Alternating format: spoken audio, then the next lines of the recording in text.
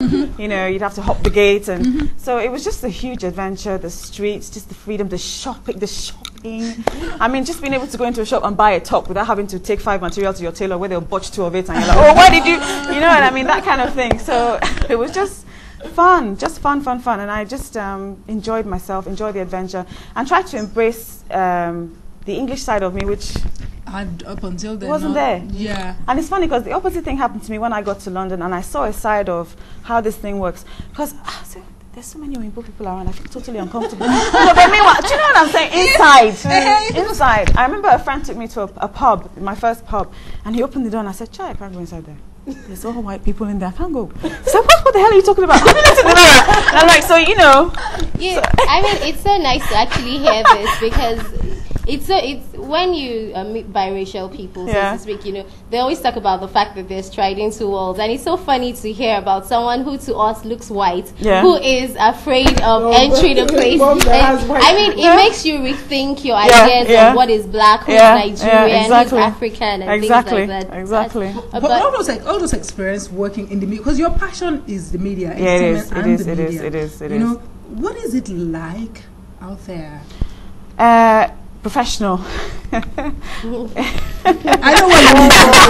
know what you mean by that. You know, professional and calm, on time, punctual. Everything runs smoothly. But everything abroad tends to run smoother than it does here, like clockwork. And I'd like the opportunity to bring some back here. To Nigeria. I mean, channels are exploding all over the place, and channels need program. They really need programming. It's about the content. It's not just about going to buy equipment. Yeah, it's about the content. And children are completely not looked after here at all. So I'm hoping in the new year to launch a production company with a focus on children's programming. That's the idea. And, you know, hopefully get a gig doing some shows, presenting some shows, you know, if the opportunity presents itself. Oh, why would the opportunity not present itself? I mean, I'd love to work with you. And I'm also particularly interested in children programming. Because for a class of children, they don't see black children on television. It's ridiculous. They do not see black children on television. You've hit the nail on the head. I will say no more. And this is what it's all about. Showing our culture, showing who we are, and giving that back to our children. Our children aren't even speaking Yoruba anymore. Half of my cousins, they don't speak Yoruba. They don't. And I'm thinking, hang on, don't your parents speak to Yoruba to you at home? They don't speak. And they're on ground. They're on ground. Focus of the, I mean, even the ones who come back, you know, I mean. And they're being fed, you know, I mean, and the cartooning and the actual programming that we do get fed off by satellite TVs is absolute, can I say crap? Yes. It's really crap. And we get all these say that again. I'm always saying, whether it's cartoons or reality TV show or whatever, most of what we get on cable is the back end, is the bottom rung. I'm talking of cartoons that I watched when I was a kid, still being shown on TV. That is like scary. Really and scary. I mean, what you now have is, like, take a Bani for example. You have the token black person. So I mean, a Nigerian child is watching it and he's seeing five white people at the top. So, but I mean, in terms of your programming and what you're doing, I mean, what kind of, you say children's programs, but like what age range? I'm focusing on an age range of 4 to 11. 4 to 11, 12, and maybe a 13-year-old, if you knew nobody was watching, might, I might have a gander at that. I might see, so that's what I'm looking at. A black program, a cultural program, relevant to Africanness, nothing Oyinbo about it, nothing. I don't want to compete with, we can't compete, we need to be ourselves. We need to be ourselves. I don't want to compete with American stuff or English stuff. We need to be ourselves. We need to embrace our Nigerianism. I don't think there's any need for the competition. No. Because there's so much space for all sorts of content. And you just have to put good content. And we have the ability to do that. There's this bit I read, I don't know if that's true, that you worked with Soul to Soul at the time. Very briefly. Not worth mentioning, actually. I worked with Jazzy B for a year or so, putting together. I was thinking, it was like there was a time in my life where Soul to Soul was. I know, they were awesome. They were awesome. I worked with Jazzy B for a while, doing a record, but nothing ever came out of it. I think he ran out of money. I can say this because I'm on African TV. I think he ran out of money. I think he ran out of money. Nothing came out of it. YouTube. Is she?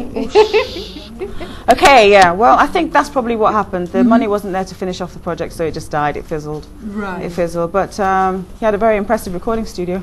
Are you doing anything in music? Yeah. If if the opportunity presents itself, I might do. If the opportunity presents itself. But that's the thing. I mean, the first thing you and I must talk about in Nigeria is an opportunity. We're gonna go and get that opportunity. Opportunity doesn't knock here. You go and knock. Okay, I've got kindred spirit. Let's go out there. What are we going to do? Who are we going to get? How are we going to get? You know, I've just landed, so I'm like, I've just put my kids in the various schools. I'm now just thinking, okay, so where do I go? Where do I go? Let's talk. Yeah. Meanwhile, coming back, was that sort of a second culture shock in a way, in terms of settling down? Not really. It's been a real blessing. It's been a real blessing. Even the go-slow is a blessing. The bumps on the road, they're a blessing, Joe. I mean, the fact, you know, no, seriously, the entertainment value between my house to Yaba is, it's unmatchable. Fights, you know, Okadas crashing. No, it's fantastic. You know, I love Nigeria. When you've been away for a long time, I do recall it wasn't a vacation, work that I went to that took me for, I do 2 weeks, and I can't do more than 2 weeks. I was gone for almost 2 months. I landed at Murtala Mohammed Airport, and the usual wahala, and I was like, thank you, Lord. Home. Yes. Someone is fighting. Yes. You know what I mean? It's so I understand what you're talking about on that particular note. But look, you can't get away from that time. Do you still listen to the music of that time? You know, the taxi driver and so on and so on. Just to listen to it. I don't listen to my own stuff. In fact, I only listened to my own stuff recently when somebody downloaded it or something, or asked me to download the track for them. No, I don't. No. The music scene in Nigeria now is awesome. Who are some of the people? Who does something for you? Who do you like? I like Two-Face. I like P-Square. I like that guy that sang that mental video where they've got mad people. Mental. Phase. I like Phase. I mean, D'banj won an award. Yeah. I was I happened to see the award. I was in a Chinese restaurant, some random place, and it was like MTV Awards, and I'm like, oh, D'banj just won an award. I'm like, can you see? Can you see? It's just, we're coming out there.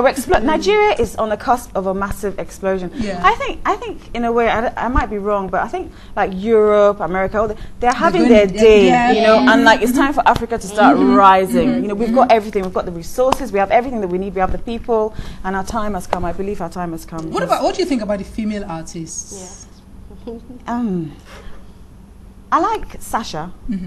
And I like, there's a girl called Bella. I chose her video on Sound City. Right. I've never heard her on the radio, but I saw her video, and she's just a diva. She could actually stand next to Beyonce and you know, work that stuff. Yeah, and work that stuff. And I love T.Y. Bello. T.Y. Bello. I happened to run into her the other day. She didn't know who I was. Didn't matter. I'm like, T.Y. Can I just? She's wonderful. So, and the quality of music, that says a lot about you, because at a time you were bigger.